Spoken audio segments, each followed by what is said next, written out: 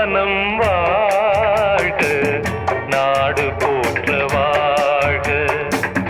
தேன் தமிழ் போல் வான்மழை போல் சிறந்து என்றும் வாழ்க, நல்ல மனம் வாழ்க, நாடு போற்ற வாழ்க.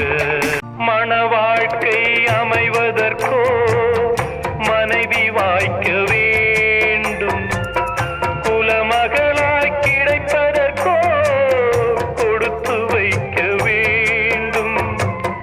அருமைகளும் பெருமைகளும் நிறைவது தான் இன்பம், அருமைகளும்